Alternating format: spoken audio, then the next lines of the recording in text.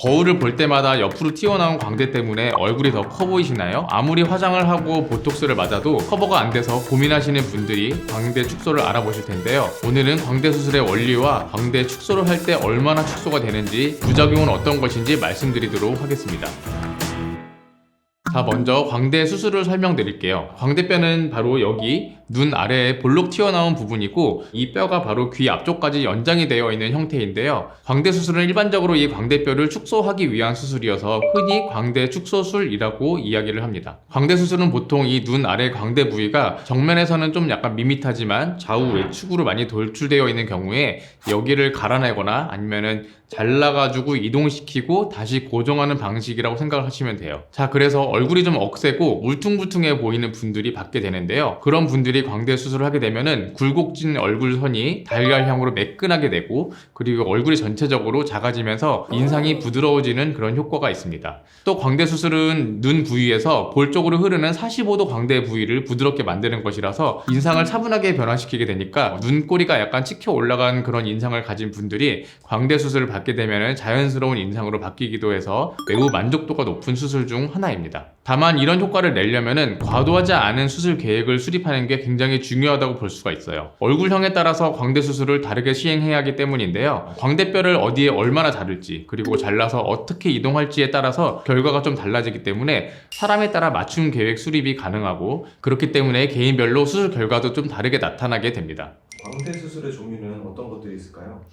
광대 수술은 크게 두 가지, 광대뼈를 갈아내서 축소를 하거나 아니면은 잘라가지고 안쪽으로 밀어넣고 재고정해서 축소하는 방법이 있다고 볼 수가 있겠어요. 일반적인 광대 수술은 광대의 앞뒤를 모두 잘라서 이동하는 방식이고, 이와 대조적으로 뒤쪽만 잘라서 밀어넣는 퀵 광대 수술도 있습니다. 퀵 광대 방식은 대부분 부분 마취 하에 진행이 될 수 있고요. 귀 앞쪽만 절단해서 밀어넣고 빨리 고정하고 끝내는 방식이에요. 그런데 일반적인 광대 축소술은 전신 마취를 해야 되고, 45도 광대인 앞쪽과 옆광대인 귀 앞쪽을 모두 절단하거나 앞쪽만 밀어넣는 등의 수술 부위를 맞춤으로 결정을 해야 돼가지고 세밀하게 수술하는 것이 가능하다는 그런 장점이 있습니다. 그리고 조금 더 세밀하게 설명을 드리면은 앞쪽하고 뒤쪽을 모두 자르는 일반적인 광대 축소술에 대해서도 수술하는 접근 방법에 따라서 두 가지로 나눠볼 수가 있는데요. 첫 번째는 입 안쪽이랑 그 다음에 귀 앞쪽을 별도로 절개하는 방법이 있고요. 두 번째로는 두피를 절개해가지고 머리 쪽에서부터 광대까지 앞으로 접근해서 광대를 축소하는 그런 방식도 있어요. 퀵 방식은 실제로 얼마나 빠른 건가요? 퀵 광대는 한쪽당 한 15분 내로 끝나고 전체 수술이 30분 내로 끝나는 경우가 많다고 알려져 있습니다. 하지만 그에 반해서 일반적인 광대 축소술은 수술 자체가 보통 한 1시간 내에 끝나게 되죠. 그럼 받는 입장에서 빨리 끝나면 더 좋은 것 같은데 어떤가요?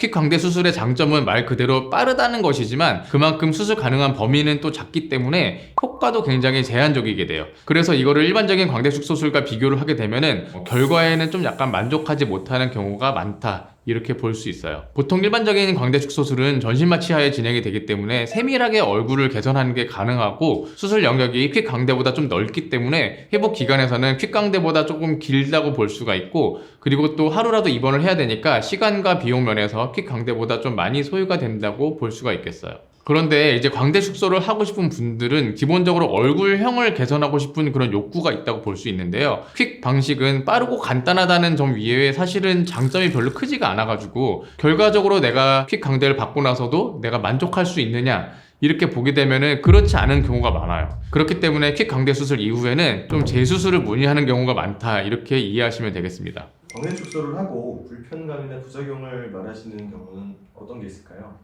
광대 수술을 하고 나서 대부분의 경우에는 얼굴형이 개선이 돼서 굉장히 만족을 하시는데요. 간혹 불편감을 말씀하시는 경우는 귀 앞쪽에서 뼈 표면이 좀 약간 각지고 울퉁불퉁하게 마무리되는 경우가 있어요. 그래서 손으로 만질 때 굴곡이 느껴져가지고 불편감을 호소하는 경우가 있는데요. 이 부분은 사실 내가 만질 때가 아니면은 일반적인 생활을 할 때는 전혀 알 수 없는 부분이고, 그리고 수술하고 나서 오랜 시간이 지나게 되면은 차츰 점점 밋밋해지기도 하기 때문에 적응하다 보면은 크게 불편하지 않다고 느끼게 되실 수 있습니다.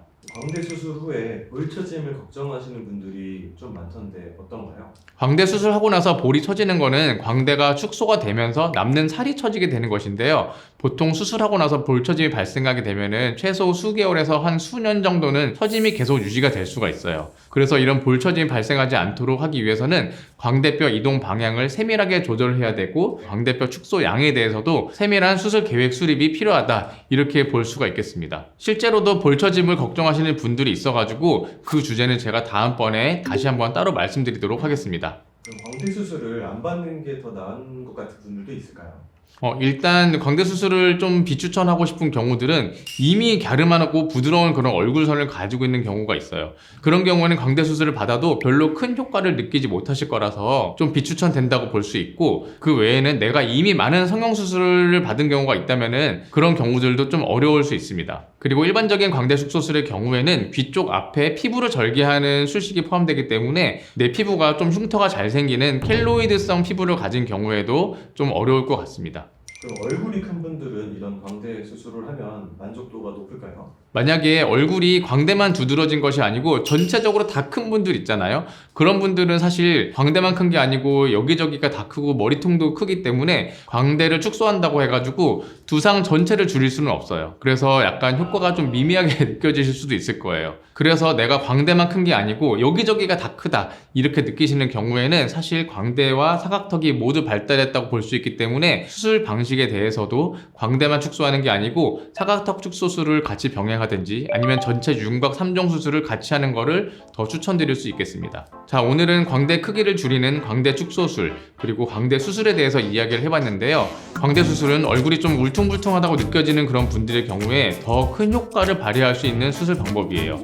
그리고 개인별 얼굴형에 따라서 양악수술이 함께 필요한 경우도 있고 오히려 수술을 하지 않는 것이 더 추천되는 경우도 있죠. 그렇기 때문에 수술을 결정할 때 신중하게 고려하고 전문의랑 충분하게 상담을 하신 후에 결정하는 것이 굉장히 중요하다고 볼 수 있겠습니다. 더 궁금하신 점이 있다면 댓글로 남겨주시면 제가 답변 드리도록 하겠습니다. 앞으로도 유익한 내용으로 찾아뵐 테니 놓치지 않고 보시려면 구독과 좋아요 부탁드리도록 하겠습니다. 감사합니다.